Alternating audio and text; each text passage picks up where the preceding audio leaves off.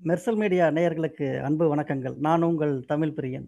Day to day ஆக்டிவிட்டீஸ்ல பார்த்துட்டீங்கன்னா, நம்மள ஏற்கனவே நான் பலமுறை சொல்லியிருக்க மாதிரி, நம்மள பரபரப்பா வச்சுக்கிறதுல நம்பள் கொஞ்சமும் சளைத்ததில்லை நமது அரசியல் கட்சிகள். குறிப்பாக தமிழ்நாட்டில் இப்பொழுது நடக்கும் அ அரசியல் மாற்றங்களை பார்த்தால், ஒரு சாஃப்ட்வேர் கம்பெனிய விட ரொம்ப மோசமா அங்கங்க கம்பெனி மாறிட்டு இருக்காங்க அரசியல்வாதிகள். அதே மாரி தான் சொல்ல முடியும்.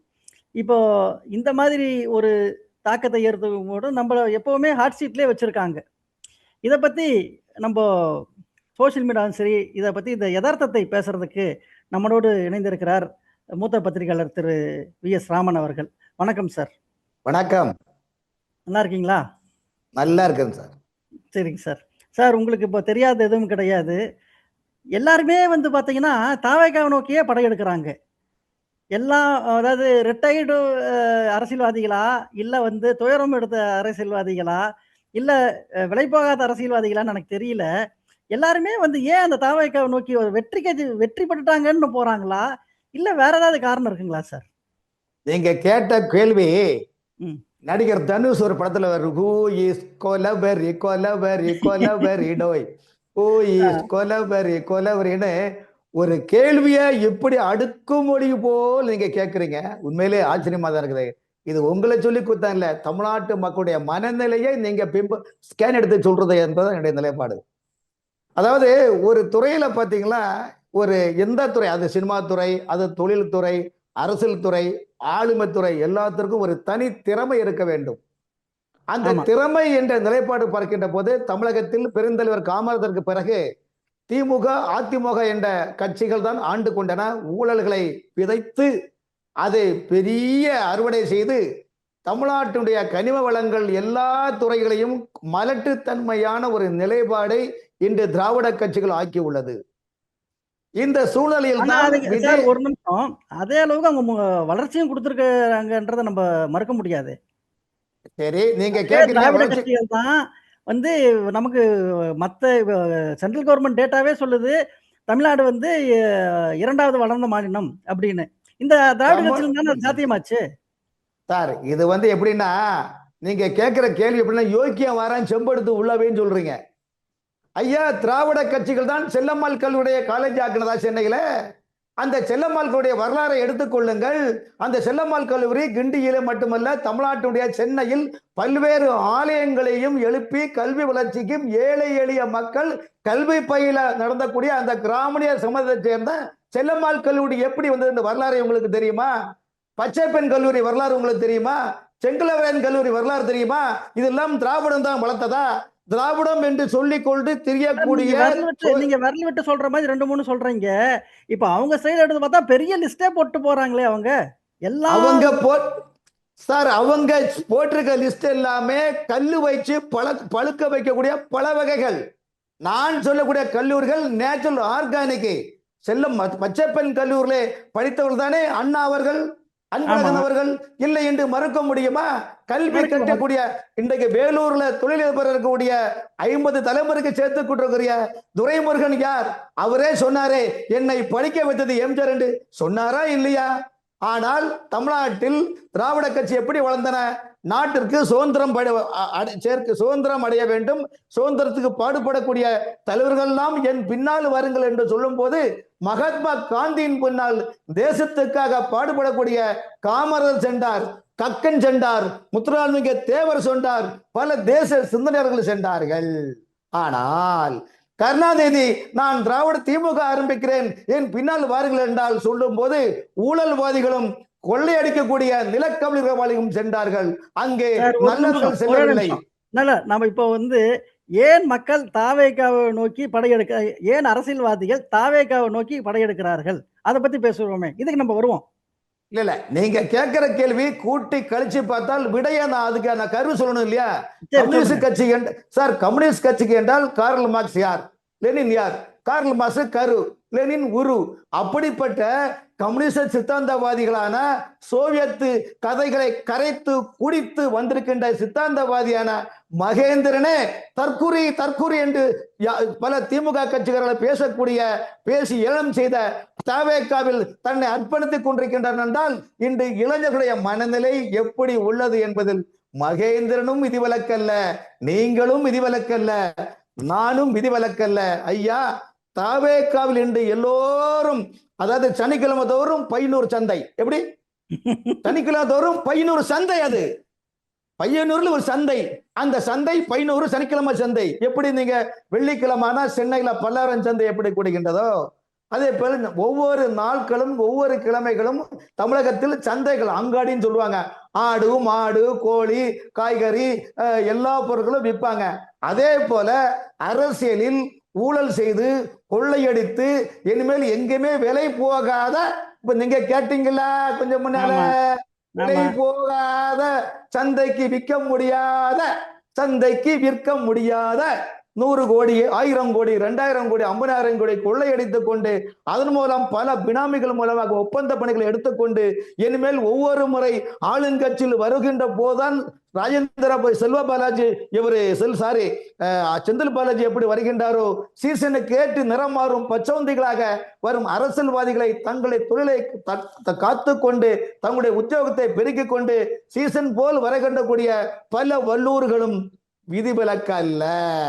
அந்த நிலைப்பாட்டை பொறுத்துதான் இன்னும் 30 ஆண்டு காலம் தமிழகத்தில் அண்ணாமலையா, உதயநிதியா, விஜயா என்ற 3 கான்செப்டை நோக்கி நியூ ஜெனரேஷன் செல்லிருக்கின்ற காரணத்தினால்தான் விலை போகாத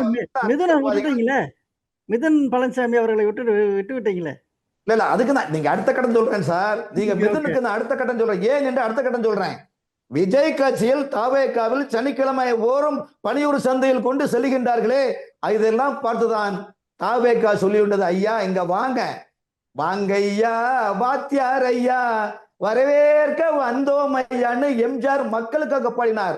ஆனால் இன்று தங்களுக்கு ஒரு இளைப்பாறுதலுக்கு ஒரு மரம் தேவை என்று நினைத்து கொண்டும் ஊழல்களிலிருந்து தப்பித்துக் கொண்டு ஆளுங்கட்சியில் இருந்தால்தான் தன் தொழிலை பெருக்கக்கூட வேண்டும் என்று அதிமுகவில் பல அமைச்சர்கள் சாரசாரியாக பையனூர் சந்தையில் இணைகின்றார்கள்.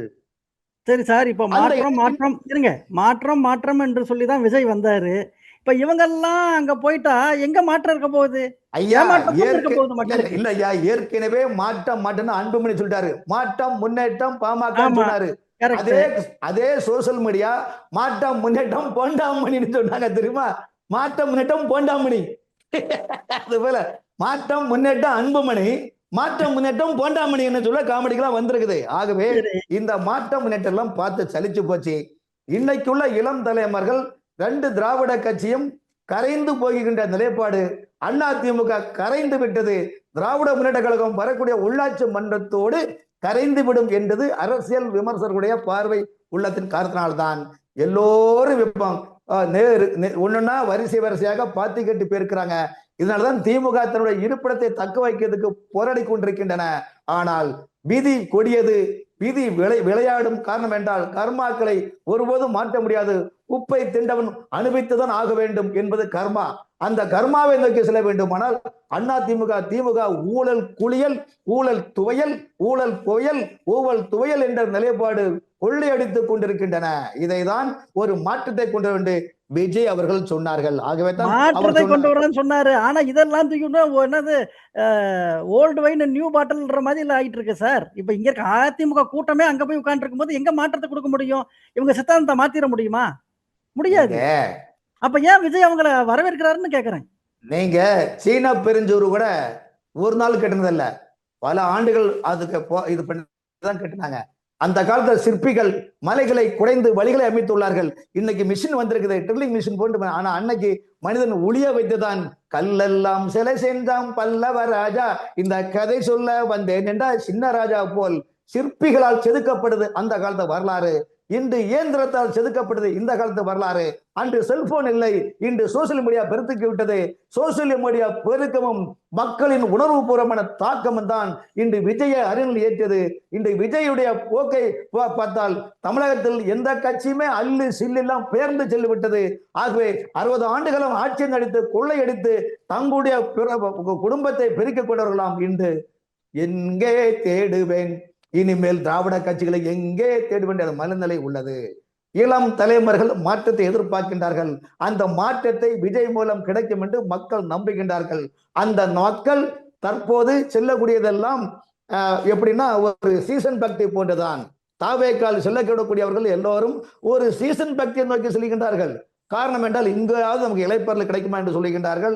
ஆகவே அதற்கு தான் தாவேக்கால் சொல்லியுள்ளது, எங்களுடைய ரசிகர் மன்றம் 30 ஆண்டு காலம் பயணித்துக் கொண்டிருக்கின்றன, அவர்களுக்கு ஃபர்ஸ்ட் பிரியாரிட்டி கொடுத்த பிறகுதான் கட்சியில் வரக்கூடியவர்களுக்கு முக்கியத்துவம் கொடுப்போம் என்று இப்போது அந்த ஆசையோடு நீங்க வராதீர்கள். 2 ஆண்டுகள் கழித்து தான் வந்தவர்களுக்கு அடுத்த கட்டத்தினுடைய பயணத்திற்கான உங்களுக்கு உருவாக்க முடியும் என்று தாவேகா தலைமை கூறுகின்றது.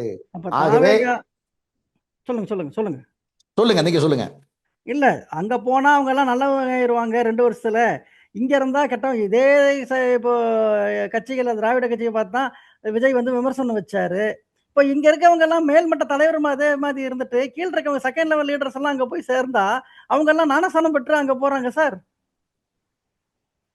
அதாவது வருத்தப்பட்டு பாரஞ்சமிக்கவர்களே, எல்லோரும் என்னிடத்தில் வாருங்கள், நானே மீட்பரும் இரட்சகரும் போதகுமாரா இருக்கின்றேன் என்று தேவன் சொல்வது போல இந்த அரசியலும் தேவன் சொல்வது போன்ற ஒரு நிலைப்பாடு மக்கள் மனதிலே இருக்கின்றது. ஆகவே அதிமுக இருந்த அமைச்சர்கள் திமுக செல்கின்றார்கள், திமுக இருந்த அமைச்சர்கள் அதிமுக சொல்வார்கள். 2 பேரும் வாஷிங் மிஷின்ல போட்டு வெள்ளை துணியாக ஆக்கிக் கொள்கின்றார்கள். அந்த அடிப்படையில் பார்க்கின்ற போது திமுகவுக்கு அண்ணா திமுக என்ன டிஃபரன்ஸ்? இடையில ஒரு வெள்ள நூல் வித்தியாசம் சார். ஐயா வெள்ள நூலை எடுத்தா திமுக, வெள்ள நூலை சாத்தா அதிமுக. அதுக்கு திமுக RS சொல்லுகிறாரு, அண்ணா திமுக திமுகவை வரும் வலதுக்கூடிய தேர்தல் எல்லாம் நாங்கள் கூட்டணி வைப்போம் என்றால் காலம் எவ்வளவு மோசமான சூழ்நிலை வந்துள்ளது பாருங்கள். வந்திருக்க வேண்டியது ஒரு மாசத்துக்கு முன்னாடியே வந்திருக்க வேண்டியது.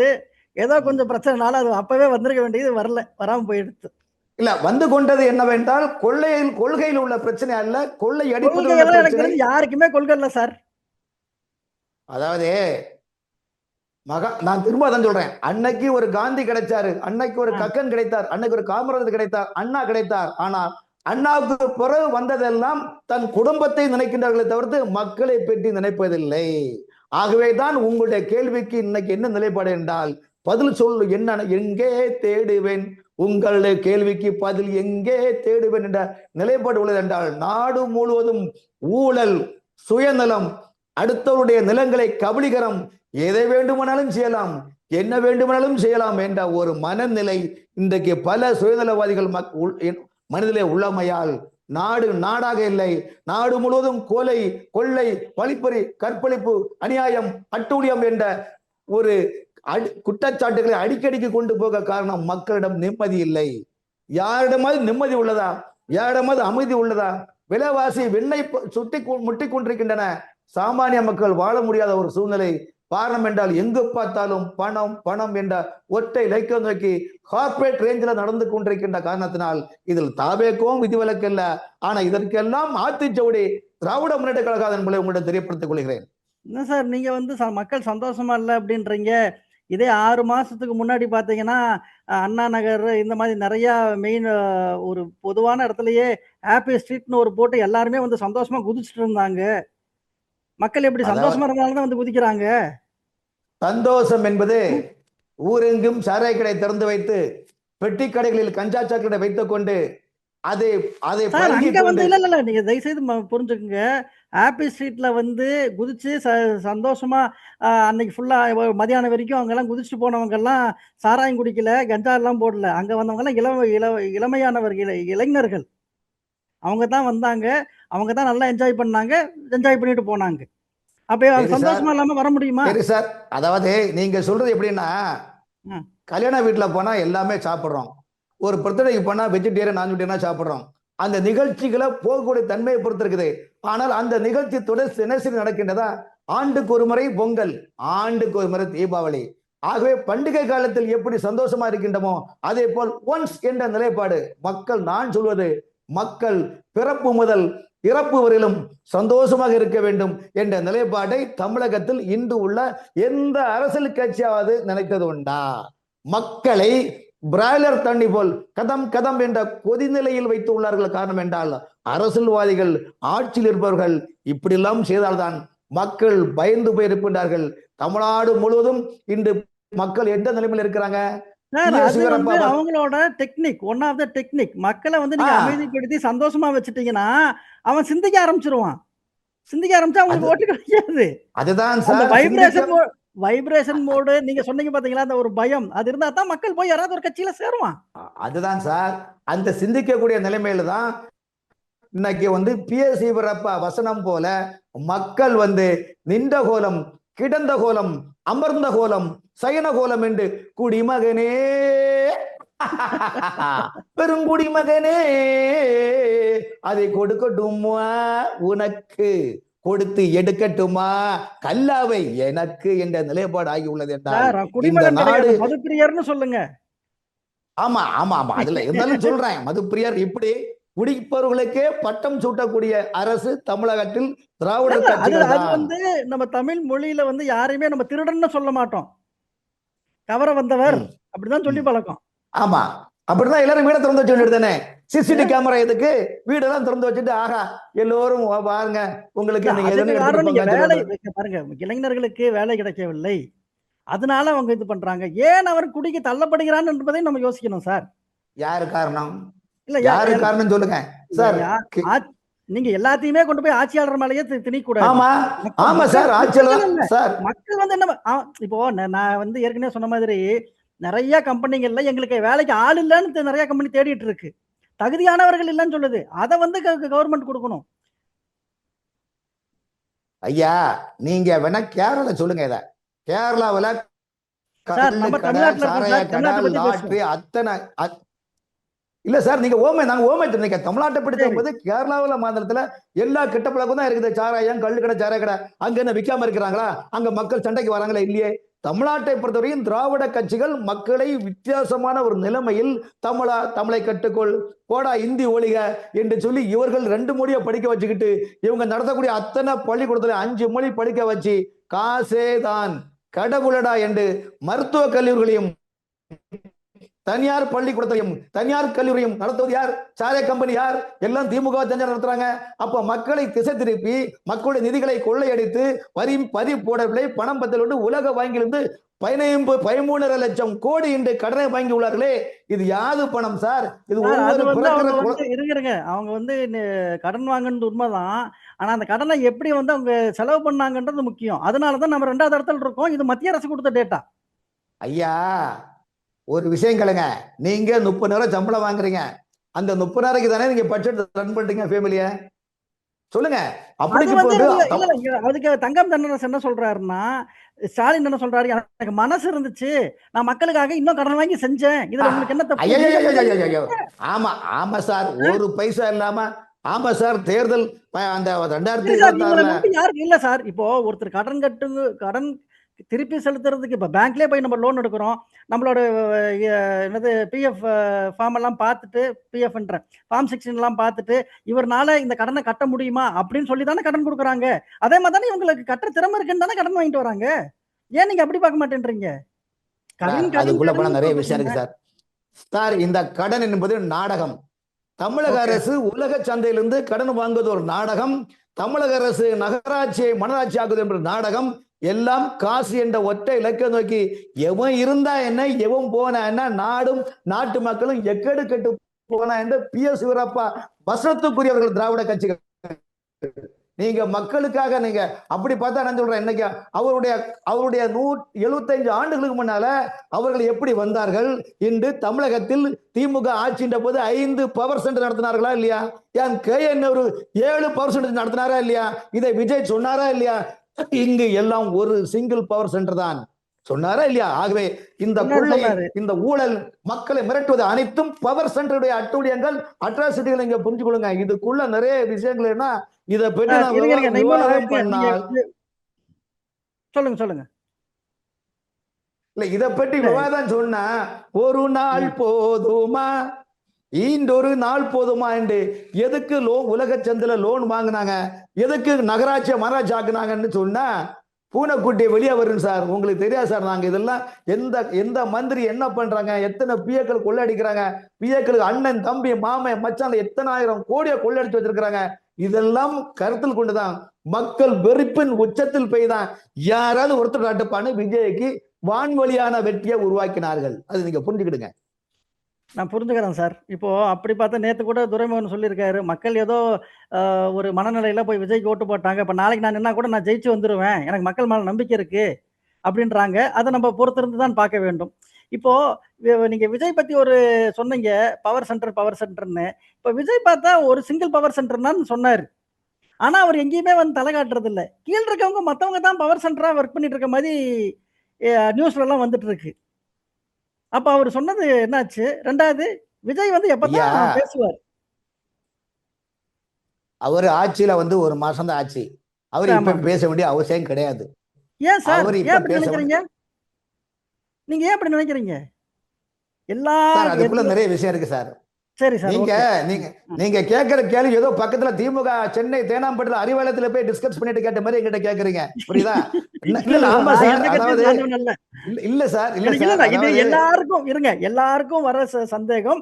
அதனால சார், நானும் கேட்டேன். உங்கள்ட்ட கேட்டேன். இந்த கேள்வியை நீங்க திமுக ஆட்சியில கேட்க முடியுமா? ஸ்டாலின் கிட்ட கேட்பீங்களா? இந்த கேள்வியை ஸ்டாலின் வந்து ஜெயலலிதா சிஎம் ஸ்டாலின் வந்து கேட்க பத்திரிகையாளர் முடியுமா? சந்திக்காம இல்லையே. ஸ்டாலின் பத்திரிகையாளர் ஐயா, சந்திச்சாரு. இல்ல சார். இப்போ வந்து அ விஜய் பேச மாட்டாரு. இப்போ 1 மாசம் தான் ஆட்சிக்கு வந்துச்சுன்னு சொல்றீங்க. இல்லையே. அதுக்கு முன்னாடி இருந்த முதல்வர் வந்து அவரு பத்திரிகையாளர் சந்திச்சாரு. அவர் நெறைய பிரஸ் மீட் நடத்தினாரு. எங்க வந்து வண்டிய விட்டு இறங்குனாலும் 4 பேரையாவது சந்திச்சு தான் இருந்தாரு. ஆனா விஜய் அப்படி எங்கேயுமே பண்ணலையே. டெல்லியில சரி இங்க தான் பேச நீங்க வேண்டாம். ஒரு டெல்லியிலயாவது போய் ஒரு வார்த்தை பேசியிருக்கலாம்ல. இப்ப நாட்டுல இது உங்களுக்கு முக்கியமா? இல்ல இது அவர் சொல்லாட்டா, ஒரு முதலமைச்சர் விஜய் சொல்லாட்டா, ஐயோ வந்து நாட்டுல அப்படியே ஸ்தம்பிச்சு கரண்ட் கட் ஆயிரும், சாப்பாடு கட் ஆயிரும் இல்ல நினைக்கிறீங்களா? சார், ஒரு விஷயம் கேளுங்க சார். ஸ்டாலின் கேள்வி கேட்டார் என்றால் இந்த கேள்வியை நீங்க ஜெயலலிதா கேட்க முடியுமா? இந்த கேள்வி ஸ்டாலின் எப்படி பிரஸ் மீட்டிங் டீல் பண்ணாரு? 10 பத்திரிகைகள் அவங்க சாதகமான கட்சிக்கார பத்திரிகைகளை ரெடி பண்ணி 10 கொஸ்டினை கேட்க வச்சுக்கிட்டு அந்த ஃபர்ஸ்ட் கொஸ்டின் இவர் ஆன்சர் ரெடி பண்ணிக்கிட்டு இவர் இறங்குவாரு, காரை திறப்பாரு, பத்திரிகைரங்க வருவாரு, போட்டோ ஷூட் எடுப்பாரு, அதுக்கு மேல ஏதாவது கேள்வி கேட்டா அவர் கண்டியாரி போயிட்டே இருப்பாரு. இதுதான் நடந்தது. நீங்க அத அதை கூட போய் சொல்றீங்களே. ஆனால் அத கூட இவர் பண்ண மாட்டேன்றாரே. சார், ஒரு விஷயம் சார். ஒரு மாசம் தான் ஆட்சி. இந்த ஆட்சி தாவேக ஆட்சி கட்டமைப்பாக வர வேண்டுமானால் 2027 ஜனவரி மாதம் வரையிலும் இப்படிதான் இருக்கும். காரணம் என்றால் தமிழகத்தில் ஆட்சி திமுக தாவேக ஆட்சி வந்துள்ளது. இந்த ஆட்சியை கட்டமைச்சு செல்லக்கூடியது அதிகாரிகளுடைய கடமை. அந்த அதிகாரிகளில் 60% அதிகாரிகள் ஊழல் அதிகாரிகள். அந்த ஊழல் அதிகாரிகள் திமுகவுடைய கைப்பாவே இருக்கின்றார்கள். அந்த கைப்பாவை இந்த ஆட்சி நிரந்தரமாகுமா, சிறத்தன்மையாக இருக்குமா என்று பல ஊழல் அதிகாரிகள் இன்றும் சிந்தித்துக் கொண்டிருக்கின்றார்கள். ஆகவே தான் அந்த ஆட்சிக்கு துறை சார்ந்த அமைச்சர்களுக்கு சரியான கட்டமைப்பான ஒரு அந்த அந்த டேட்டா தகவல் கொடுப்பதில்லை. அந்த கொடுத்தால்தான் அவர் பேச முடியும். அப்படி இருந்தால் இன்னைக்கு வெள்ளை அறிக்கை கொடுக்கின்ற போது கூட சட்டத்துறை அமைச்சர் அந்த நிதி அமைச்சர் என்ன சொன்னார்? அது நிதியமைச்சர் செயலாளரான சித்திக் அவர்கள் சொல்லக்கூடிய வார்த்தை தான் அவர் முன்னிருந்து பேசினார். ஆகவே வெள்ளை அறிக்கை என்பதும் அது ஊழல் அதிகாரிகள் சரியாக கொடுக்கவில்லை. வெள்ளை அறிக்கை என்றால் அர்த்தம் என்ன? கடந்த திமுக ஆட்சியில், அண்ணா திமுக ஆட்சியில் நடைபெற்ற பணிகள், எடுத்த ஒப்பந்ததாரர்கள், இந்த பணிகள் நடைபெற்றனவா, இதில் எங்கெங்க ஊழல் செய்தார்கள், ஒப்பந்ததாரர் யார், எப்படி கொள்ளையடித்தார்கள் என்ற பட்டியலை போட்டால்தான் அந்த ஊழல் பணத்தை ரெக்கவரி செய்ய முடியும். அதுதான் உண்மையான வெள்ளை அறிக்கை. ஆனால் வெள்ளை அறிக்கை கொடுத்தார்களா இல்லையே. பலாப்பழத்தை எடுத்து சுளைகள் எல்லாம் எடுத்து வெளியே வச்சுட்டு பலா மடலம் மூடிக்கிட்டு இதான் பலாக்கா என்று சொன்னால் எந்த விதத்தில் நியாயம்? எந்த விதத்தில் நியாயம்? ஆகவே இந்த துறையை பொறுத்தவரையும் விஜய் அவர்களை இன்னும் சரியாக யாரும் எந்த ஊழல் அதிகாரம் நம்பவில்லை. காரணம் இந்த இதெல்லாம் கட்டமைத்து ஃப்ரெஷ்ஷாக ஒரு கவர்மெண்டை கொடுப்பதற்கு இன்னும் ஒரு 6 மாத காலம் ஆகும். அதுவரையிலும் ஏனென்றால் ஸ்டாலினை பொறுத்தவரையிலும் தந்தை முதலமைச்சர், மகன் துணை முதலமைச்சர், இப்போ முதலமைச்சர், அவருடைய மகன் துணை முதலமைச்சர், அடுத்து இன்ப நிதி கட்சிக்கு வராரு, அடுத்து துன்ப நிதி வராரு. இப்படி மக்களுக்கு தொடர்ந்து துயர நிதிகளாக வரக்கூடிய சூழ்நிலையில் தான் மக்கள் ஏமாறாமல் புதிய அரசை நியமித்துள்ளார்கள். ஆகவே இந்த அரசுக்கு நடைமுறை செயல்பட வேண்டுமானால் இன்னும் கொஞ்சம் கால அவகாசம் எடுக்க வேண்டும். சார், நீங்க எப்படி கொஸ்டின் கேட்கல, மேல உள்ளவனுக்கே இவ்வளவு சந்தேகம் இல்லை சார். மேலன்னா யாரு சொல்லுங்க? மேல உள்ள யாரு? மேல உள்ள டெல்லி. டெல்லிக்கே சந்தேகம் இல்லை. உமக்கு என்ன பிரச்சனை வந்து? உமக்கு என்ன இவ்வளவு டவுட்? டெல்லி சார், டெல்லிய பொறுத்தளவுக்கு இங்க அவங்களுக்கு சாதகமான ஒருத்தர் இங்க இருந்தா போதும்னு பாக்குறாங்க. ஆனா திமுக இங்க இருந்திருந்தா கண்டிப்பா டெல்லிக்கு சாதகமா இருந்திருக்காது. அது நமக்கு எல்லாருக்குமே தெரிந்த உண்மை. ஆனா வெள்ளை அறிக்கை கொடுத்தது யாரு? Finance minister. அதாவது தாவேகாவோட ஃபைனான்ஸ் மினிஸ்டர். அவர் தான் வெள்ளை அறிக்கை கொடுக்குறாரு. நாங்க வந்து கடந்த ஆட்சியில் செஞ்ச செலவுகள் எல்லாமே வந்து தப்பான செலவுகள் அல்ல, தேவையான செலவுகள் தான் செஞ்சாங்க அப்படின்னு அவரே ஒரு வெள்ளை அறிக்கை கொடுக்கும்போது நீங்க ஏன் இப்படி பதறீங்க? ஐயா, இத கொடுக்க வச்சது ஊழல் அதிகாரிகள். இதுக்குள்ள 1000 விஷயம் சொல்லட்டுமா? திமுக அமைச்சரவையில் உள்ள பல சீனியர் ஐஎஸ் அதிகாரிகள், கரண்ட்ல இருக்கிற புதுசா வந்த இந்த ஆட்சியில் இருக்கிற துறை என சில ஐஎஸ் அதிகாரிகளும் ஒரு அன்கோ போட்டு, என்ன நீ காட்டி கொடுக்காத, நானும் உன்னை காட்டி கொடுக்க மாட்டேன். ஆகவே கடந்த ஆட்சியில் நடந்தே வரட்டும் இந்த ஊழல்களை பொறுத்த வரைக்கும் நீ பாதி நான் பாதி கண்ணு என்ற நிலைப்பாடுதான். இது தாவேக அரசுக்கு தெரியாது. ஆகவே தாவேக அரசும் இந்த ஊழல் அதிகாரிகளை கண்காணித்துக் கொண்டிருக்கிறார்கள். அவருடைய செல்போன் நம்பர்களை வாட்ஸ்அப் வரைக்கும் ரெக்கார்டிங்ல போட்டு வச்சிருக்காங்க சார். இதுல உங்களுக்கு தெரியாது சார். காரணம் என்றால் நீங்க என்ன காட்டி கொடுக்காதீங்க, நான் உங்களை காட்டி கொடுக்காதீங்கன்னு விஜய் பேசின பிரச்சார டயலாக்கே சொல்றீங்க. அப்போ உங்க கருத்து பிரகாரம் 60% ஆஃப் அதிகாரிகள் இந்த 6 மாசத்துல எல்லாம் மாறிடுவாங்களா சார்? அவங்க எல்லாம் அதாவது ஒரு விஷயம் சார், எடுத்த உடனே கல்யாணம் ஆகி 10 மாதம் கழிந்தால் குழந்தை என்பது நிலைப்பாடு. ஓகே, இது இயல்பான நிலைப்பாடா இல்லையா? அதே போல ஒரு ஆட்சியில் அமர்ந்து கொண்டு அந்த ஆட்சிக்கு துறை அமைச்சரை நியமித்துக் கொண்டு அந்த துறையை அழகாக பயணிக்க செய்வது அதிகாரிகள் கடமை. ஆனால் அதிகாரிகள் யார்? 90% அதிகாரிகள், 80% அதிகாரிகளும் ஊழல் அதிகாரிகள். திமுக ஆட்சியில், அண்ணா திமுக ஆட்சியில் நீ பாதி நாம் பாதி அன்கோ போட்டு அடித்தவர்கள். இன்றைக்கு நான் ஒன்றே ஒரு சவால் விடுகிறேன். தமிழகத்தினுடைய முன்னணி கட்டுமான நிறுவனம், முன்னணி ரியல் எஸ்டேட் நிறுவனம், முன்னணி தொழிற்கூடம், முன்னணி டிரான்ஸ்போர்ட் ஆம்னி பஸ்களில் இந்த உண்மையாக 10 ஆண்டுகளில் இதில் யார் பேர்ல இருக்குது, யார் பேர்ல இருக்குது என்று குறைந்தபட்சம் பத்திரப்பதிவு அலுவலகங்களில் ஆய்வு செய்தாலே இந்த பணத்தினுடைய பிளாக் மணி எப்படி வந்ததுன்னு உங்களுக்கு தெரியாது சார், எங்களுக்கு தெரியும். இன்னைக்கு தாவேக ஆட்சி வந்தன ஏன் ஊழல் அதிகாரிகள் பதறாங்க?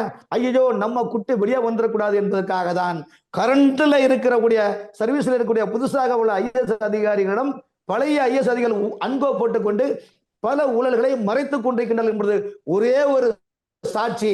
ஊராட்சி, பேராட்சி, நகராட்சி, மனராட்சி, மற்றவற்று ரோட் போர்டு, டுவிக்கோ, இத்தப்பட்ட பிடபிள்யூ, நெடுஞ்சாலைத்துறை, இப்படிப்பட்ட துறைகளில் ஊழல் கரைபடுந்து ஓடுகின்றதே. இது எப்படி தனித்தனியா வெள்ளறிக்கை கொடுக்க தயாரா சொல்லுங்க சார்? கடந்த திமுக ஆட்சியில மதுரை மாநகராட்சியில ரெவன்யூ டிபார்ட்மெண்ட் 400 கோடி அல்ல 2000 கோடிக்கு மேல் ஒவ்வொரு மாநகராட்சியிலும் கொள்ளையடித்து உள்ளார்கள். இதெல்லாம் உங்களுக்கு யார்கிட்ட காது குத்துறீங்க சொல்லுங்க? ஆகவே நான் சொல்லக்கூடிய அந்த உங்களுக்கு எல்லாத்தையும் ஊழல் இருக்குன்னா கோர்ட்டுக்கு போயிருக்கலாம், கேஸ் போட்டிருந்திருக்கலாம். அதிமுகவே கேஸ் போட்டிருக்கலாமே சார். சார் ஒரு விஷயம் சார், கடைசியா நமக்கான ஒரே தீர்வு சார், திருடனை பார்த்து திருடாவிட்டால் திருட்டை ஒழிக்க முடியாது. பிஜேபி கூட வந்து பிஜேபி அண்ணாமலையோ இல்ல வந்து இப்ப இருக்க நயனா நாகேந்திரனோ கேஸ் போட்டிருக்கலாமே டிஎம்கே மேல. சார் ஓகே சார், அதிமுகவும் திமுகவும் ஒரே ஒரு குட்டையில் நடுவுல ஒரு நூல் தான் ரெண்டுக்கும் வித்தியாசம் சொல்லிட்டீங்க, ஒத்துக்கிறேன். ஏன்னா அவங்க 2 பேரும் என்ன சித்தாந்தம் பெருசா இருந்தா மாறுபாடு இல்லை. அப்படி இருக்கும்போது பிஜேபின்னு ஒண்ணு இருக்கு. அப்ப பிஜேபி ஏன் போய் ஏடிஎம்கேவோட கூட்டணி வச்சு சார்? இதே சித்தாந்தம் தானே. அண்ணாமலை தமிழ்நாட்டில் எதிர்கட்சிகள் என்ற வரிசையில் இதுவரையும் இல்லாத ஒரு நிலைப்பாடு அண்ணாமலை தலைவராக இருக்கும்போது கொண்டு வந்தார். திமுகவுடைய ஊழல் ஆட்சிகளை பட்டியலிட்டு ஆளுநர் 6 நிமிடம் கொடுத்தார்.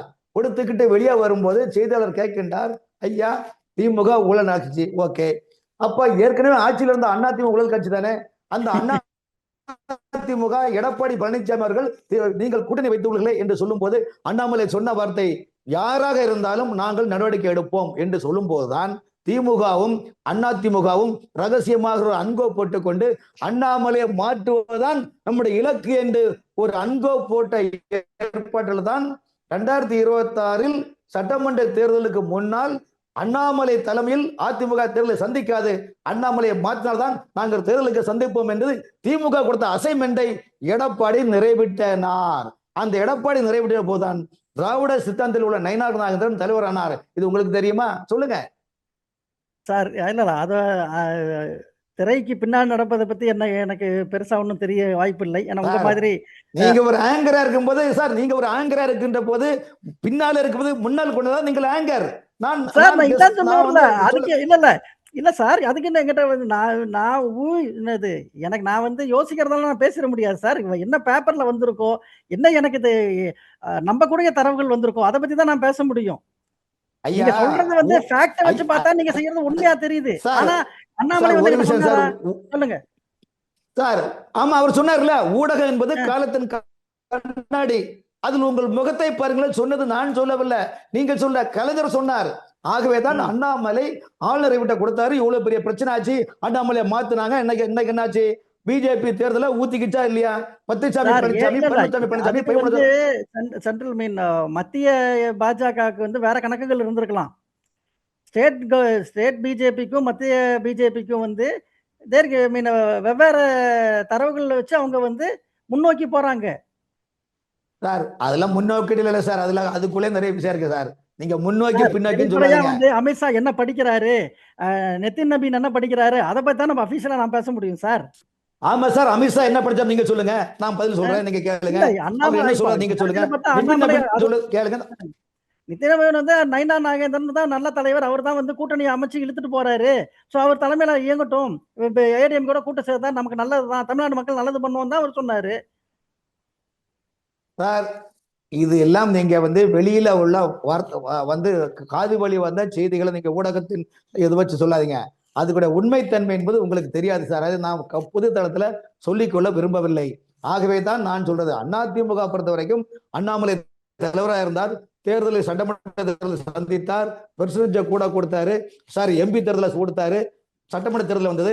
ஐநாதாயந்தன் தலைமுறை சந்திச்சாங்க. இன்னைக்கு என்னாச்சு? உள்ளதும் போச்சு நுள்ளக்கண்ணு மாதிரி ஆச்சு இல்ல. அன்னைக்கு திமுக என்ன சொல்லுச்சு? பாஜக மதவாத சக்தி, பாஜகவை கால் உண்ட விட மாட்டேன்னு சொன்னீங்க. இப்ப பாஜகவும் இல்ல, திமுகவும் இல்ல, அண்ணா திமுக யாரோ ஒருத்தர் அது வான்மொழியா உண்ம. வந்து கால் ஊண்டிட்டாங்களே. இப்ப நீங்க என்ன சொல்ல போறீங்க? அது கரெக்ட். இத நான் ஏத்துக்க தான் வேணும். ஏன்னா இதான் நடந்திருக்கு. அதனால நான் நம்புறேன். சொல்லுங்க. இல்ல சார் இது நடந்திருக்கு. அதனால நம்ம திரைக்கு மறைவில் நான் பல கால்குலேஷன் நடக்கலாம். ஆட்சி அமைக்கிறதுக்கே வந்து எடப்பாடிய வந்து சிஎம் ஆக்கலாம். இல்ல திருமாவ சிஎம் ஆக்கலாம். என்னென்னமோ பேசுறாங்க. ச சவுக்கு சங்கர் வந்து ஒரு முழு நீள ஒரு எண்ட் டு எண்ட் ஸ்டோரி சொல்லிட்டு போறாரு. இத என்ன எதெல்லாம் நடந்தது, எதெல்லாம் இல்லன்றது எனக்கு தெரியாது. நமக்கு என்ன அச்சில் சார் வருதோ சவுக்கு சங்கர ம். ஒரு ஒரு ஒரு விஷயம் சார். ஒரு ஒரு பத்திரிகையாளர்களோ அல்ல ஒரு டிடெக்டிவ் மீடியாக்களோ ஒரு இப்ப தினமலர்ல டீ கடை பிரச்சனை வருது.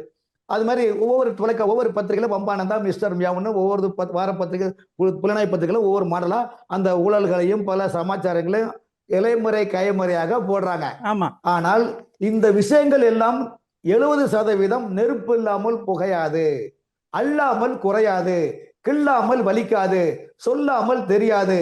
அது அந்த நிலைப்பாடு தான் ஊடகங்கள் வந்து ஊடகங்கள் அந்த சோர்ஸ் மூலம் தான் அவங்க சொல்றாங்க. அப்படி சொல்லுகின்ற போது உண்மைத்தன்மை இல்லை என்று எப்படி சொல்ல முடியும் சொல்லுங்க. ஆகவே இவர்களுக்கு பொறுத்தவரையிலும் ஏன் கடந்த திமுக ஆட்சியில யூடியூபர் சவுக்கு சங்கர்ல வீட்டுல மலத்தை வீசினது எப்படி? ஒரு உண்மையா சொன்னா ஏன் உங்களுக்கு கசக்குது? அப்ப ஆட்சி அதிகாரம் இருந்தால் என்ன வேணாலும் செய்யலாம். ஆகாயம் மேலே பாதாளம் கீழே ஆனந்த உலக நடுவில் என்ற அப்படியே வந்து ஏகவசனம் பாடியவர்களுடைய நிலைப்பாடு. எனக்கு திமுக என்ன எதிர்கட்சி வசல உட்கார்ந்துக்கிட்டு இப்ப உங்களால ஒரு குண்டூசி அசைக்க முடியுதா சொல்லுங்க. ஆட்சி அதிகாரம் பனையூர் நோக்கி செல்லி விட்டது. ஆட்சி அதிகாரம் தாவேக்கா நோக்கி செய்விட்டது. ஆட்சி அதிகாரம் சார் எம்எல்ஏ இல்ல.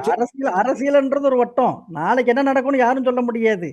திமுகவின் இறுதி இதெல்லாம் அதிமுகவோட இறுதி சகாப்தம் என்ன எழுதுறான்னு சொல்றாங்க. எனக்கு தெரியல. ஆனா திமுகவ நீங்க அவ்வளவு சாதாரணமா இடமாட்டுறது எனக்கு என்னமோ வியப்பாக இருக்கு. உங்கள மாதிரி ஒரு மூத்த திரும்பவும் சொல்றேன். பத்திரிகையாளர் இல்ல இல்ல சொல்லுங்க. இல்ல அதுக்கு நான் விளக்கம் சொல்றேன். அ. பாஜகவுடைய அஜெண்டாவே தமிழகத்தில் கழகம் இல்லாத தமிழகம் வேண்டும். பாஜகவோட இது அஜெண்டா அதே மாதிரி திமுகவோட அஜெண்டாவ வந்து மத்தியில வந்து பாஜக இல்லாத அரசு கொண்டு வரது தான் இவங்களோட அஜெண்டா. அத இப்ப பத்தி நம்ம என்ன சார் இப்ப திமுக மனநிலை என்ன நீங்க சொல்லுங்க. இப்ப திமுக திமுகவோட மனநிலை சார் அவங்க இந்தியா கூட்டணில இல்ல. இப்ப இந்தியா கூட்டணில இல்ல. அடுத்து எங்க இப்ப மனசு திருப்பி இல்ல எங்க செல்கின்றது? நான் இல்லன்னு சொல்ல வரல சார். ஆனா திருப்பி ராகுல் காந்தி வந்து அழைப்பு விடுத்திருக்காரு. அரசியல் என்ன வேணாலும் நடக்கலாம் சார். நீங்க சொன்ன தொடக்கத்துல சொன்ன மாதிரி கொள்கை இல்ல, எதுவும் கிடையாது. காசு தான். அது கொள்கை இல்ல, கொள்ளை காசு என்பதற்கு இன்னொரு பெயர் கொள்ளை கூட்டணி. அது அவ்வளவுதான். இந்தியா கூட்டணி என்பது கொள்ளை கூட்டணி. அது கொள்ளை புறமாக கூட்டணி, கொள்ளை கூட்டணி. இன்னைக்கு திமுக நிலைப்பாடு என்ன? ஆட்சி இருக்கும்போது அந்த கூட்டணியை நோக்கி தான் அந்த கூட்டணியை நோக்கி தான் நீங்க வந்து போற்றக்கூடிய அந்த தாவேகா இப்ப நோக்கி சொல்லுது. சார், ஆட்சி கட்சியில ஒருத்தர் வரும்போது வேண்டாம்னு சொல்ல முடியாது. சிபி சண்முகம், அதிமுக சிபி சண்முகம் தாவேக்கால் போக ரெடியா இருந்தாரு. வேலுமணி போக இருந்தாங்க, பல மக்கள் போக இருந்தாங்க. அப்புறம் அவங்களுக்குள்ள சில கருத்துக்கள் சைலண்டா இருக்காங்க. ஆனா 108 வந்தோடனே உருண்டடிச்சு போய் போனது வந்து காங்கிரஸ் தான். அதை இரு கரங்கள் கூப்பி வரவேற்று உள்ள உட்கார வச்சு அவங்களுக்கு அமைச்சர் பதவியும் கொடுக்குறான்னு சொன்னது தாவேக்கா. ஐயா, அதுல வேற ஐயா, அந்த கதை உங்களுக்கு தெரியுமா? அந்த கதை என்ன உங்களுக்கு தெரியுமா? அந்த அதிமுக தாவேக்கோட சேர்ந்து கூட்டணி மந்திரி சபை அமைக்கதான் டெல்லி விரும்பியது. ஆனால் அதை கெடுத்தது சகுனியான கே.பி. முனுசாமி. முனுசாமி சட்டமன்றத்தில் தோல்வி அடைந்து விட்டார். ஆகவே தோல்வி அடைந்தவருக்கு இனிமேல் நமக்கு ஒண்ணுமே இல்லையா, நமக்கு என்ன வழி? அவரும் மிதுன் பழனிசாமியும் இளங்கோவனும் எடப்பாடி பழனிசாமி 4 பேரை சார்ந்த செய்த சித்தம் தான் அதிமுக தாவேக்கா கூட்டணி வேண்டாம்னு சொன்னாங்க. கூட்டணி அவர் இல்லைன்னு சொன்ன பிறகுதான் தாவேக்கா காங்கிரசுடன் கொஞ்சி பேசி மதியமயக்கம் என்ற நிலைப்பாடு உருவானார்கள். புரியுதா? அதன் பிறகுதான் திமுகவில் கூட்டணி இருந்த பிசிகே, முஸ்லீம் லீக் கட்சி, கம்யூனிஸ்ட், ரைட்டு, லெப்ட் என்று எல்லோரும் ஒன்று சேர்ந்த அன்பு மாறுமா, உண்மை காதல் மாறி போகுமா என்ற நிலைப்பாட்டிற்கு அவங்களை ஆட்சி அமைத்து விட்டார்கள். ஆகவே மத்தியில் பொறுத்த வரைக்கும் பாஜக அஜெண்டாவில் கழகம் இல்லாத தமிழகத்தை பிஜேபியால் செய்ய முடியாத சாதனை தாவேக்கா செய்து உள்ளது. ஆகவே இந்த ஆட்சிக்கு இன்னும் ஒரு 6 மாதம் கழித்துதான் மத்திய பாஜக அரசு மார்க் போடும். அதுவரைக்கும் ரேங்க் பட்டியல் இல்லை. காரணம் என்றால் அவர்கள் முழுதாக அதிமுக கரைத்து எடுத்து விட்டார்கள். சட்டமன்ற தேர்தல் இன்று திமுக நிலைமை என்ன? இன்னும் உள்ளாட்சி மன்ற தேர்தலில் திமுக நிலைமை என்ன? ஏன் தாவேக்கா எம்எல்ஏக்களை கூட உடைத்து வரலாமா என்று திமுகவில் சில நபர்கள் நரித்தந்திரமாக இன்று வரைக்கும் கையாளுகின்றார்கள். இதுவும் தாவேக்காவுக்கு தெரியும். அவங்க வந்து மத்த கட்சியில இருந்து கொடுக்கும்போது இவங்க அந்த கட்சியில இருந்து எடுக்கிறதுல என்ன சார் தப்பு? ஆமா சார், இல்லைன்னு சொல்லல. ஆகவே தாவேக்காவும் உசராதான் இருக்கின்றது. இன்னைக்கு உள்ள நிலைமையில் தேர்தல் வைத்துக் கொண்டால் தாவேக்கா குறைந்தபட்சம் தமிழகத்தில் 150 சீட்டை கைப்பற்றும் என்பதை மறந்து விடாதீர்கள். ஆகவேதான் இப்போ ஒரு பயந்து அதிமுகவும் திமுகவும் வரும் சட்டமன்ற பொது தேர்தலையும் ஏன் இடைத்தேர்தலில் கூட மியூச்சுவல் அண்டர்ஸ்டாண்டிங் ஆகிய மறைமுகமாக திமுக வேட்பாளர்களை நிற்க வைத்து ஜெயிக்க வைக்கலாம் என்று அதிமுகவும் திமுகவும் கங்கணம் கட்டிக் கொண்டிருக்கின்றார்கள். காரணம் என்றால் இளம் தலைமுறைகள், நியூ ஜெனரேஷன் தாவேக்காவை நோக்கி செல்கின்ற காரணத்தினால் இதை தடுப்பதற்கு என்ன வழி என்றுதான் இன்று திமுக என்ன சொல்லுது? நீங்க என்ன இப்படி சொல்றீங்க? இவங்க வந்து ஜென்சி மாநாடு நடத்தினாங்க. அதுல பார்த்தா ஒரு கட்டுக்கடங்கான கூட்டமா இருந்துச்சு. அவ்வளவு இளைஞர்கள் பங்கேற்றாங்க. அவ்வளவு தூரம் அவங்களுக்கு வந்து ஒரு வரவேற்பு இருந்துச்சு. ஜென்சிக்கு நிறைய இளைஞர்கள் வந்து பேசுறாங்க. ரீஃபார்மிங் இட் செல்ஃப் தான் நான் சொல்லுவேன்.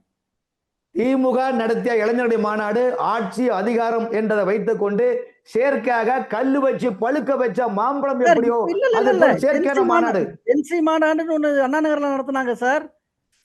அதுதான் சார். அந்த மாநாடு என்பது திமுகவுடைய ஆளுங்கட்சி என்ற அதிகாரத்திற்கு தான். ஏன் இன்னைக்கு எடப்பாடி என்ன சொல்றாரு?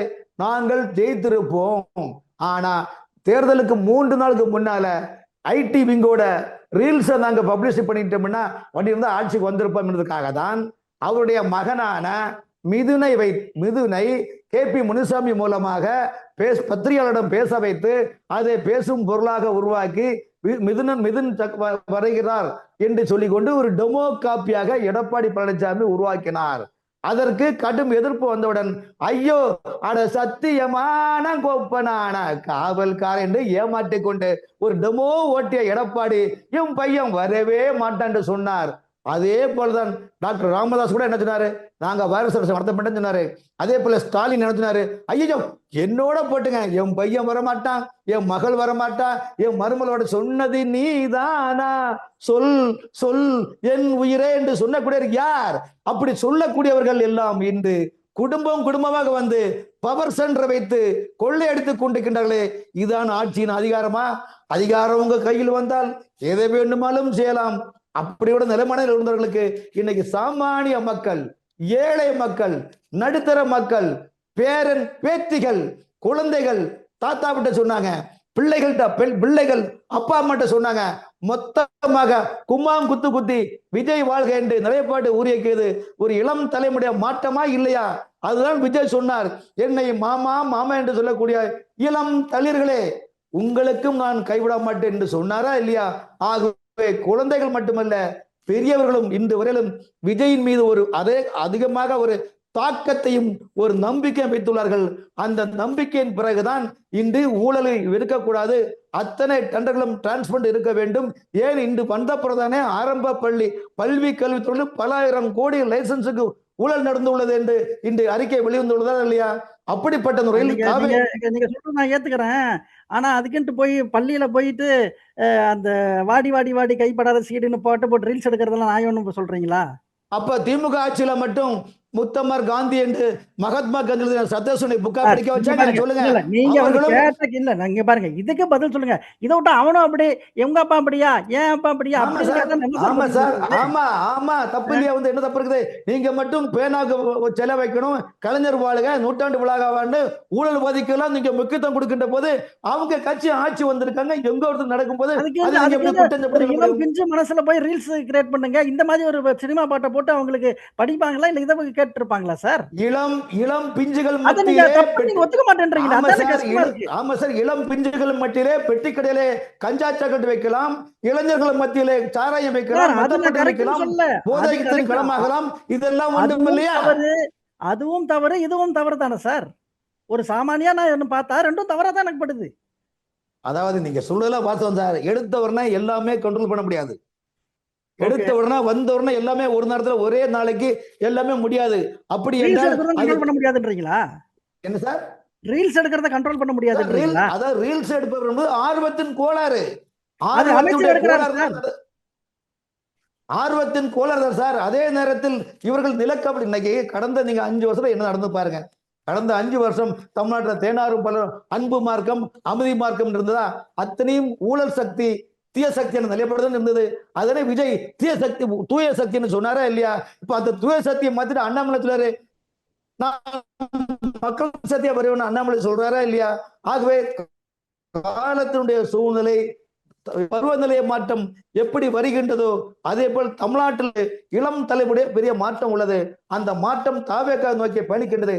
அந்த மாற்றம் என்ற பயணத்தில் சுனாமி போல பல அரசியல் கட்சிகளும் பல சிறு பெரும் குறுங்கட்சிகளும் இன்று முகவரி இல்லாமல் ஆக்கிய நிலைப்பாடு என்ன என்றால், திராவிட கட்சிகள் செய்த ஆட்சியில் இருக்கின்ற போது செய்த அநியாயம், அட்டூழியம், வக்கரமம், மக்கள் ஒரு செயல்கள் தான் மக்களுடைய வெறுப்படைய செய்தது. அந்த வெறுப்பு தான் தாவேக்கு ஆட்சி அமைத்தது சார். ஆன்டி இன்கம்பன்சி ஃபேக்டர்னால தான் விஜய் வந்துட்டாரு. விஜய் வந்து நம்ம ஜட்ஜ் பண்றதுக்கு இன்னும் 6 மாசம் ஆகும்.